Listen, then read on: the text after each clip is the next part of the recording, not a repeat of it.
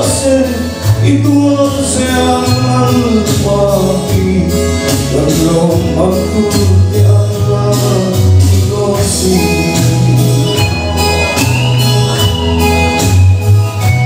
Calma con quien pude, la visual muy querido. Ako saan imute tilse ikaw saan ang maaring kunetu kung kumare siyang maunao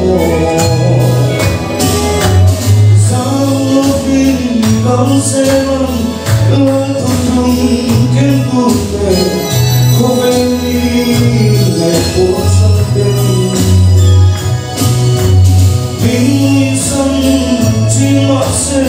y tú serás para mí, lo más que haga digo sí.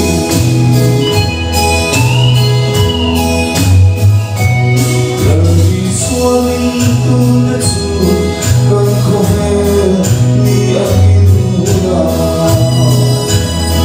amar los sueños dos días. Buena comer, sua sanimba no vila y sua canfora.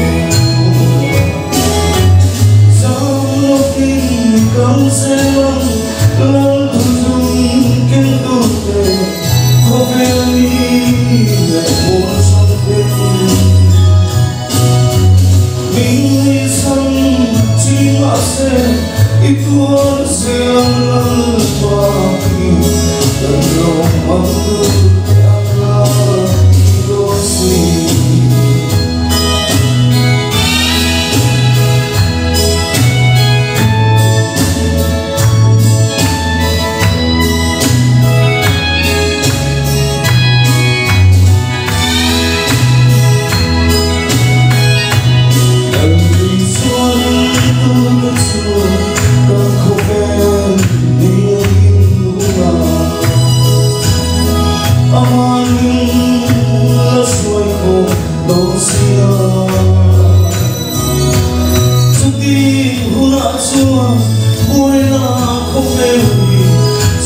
Sadimbang lokingan isuakan fatang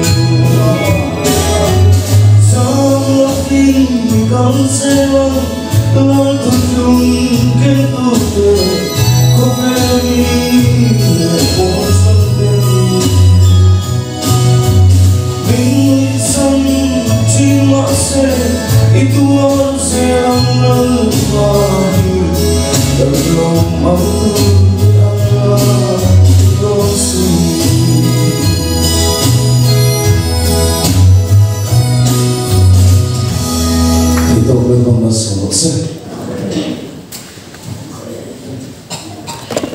Những lời lúc này sự kiện của anh tỏ thấu này để lộ thu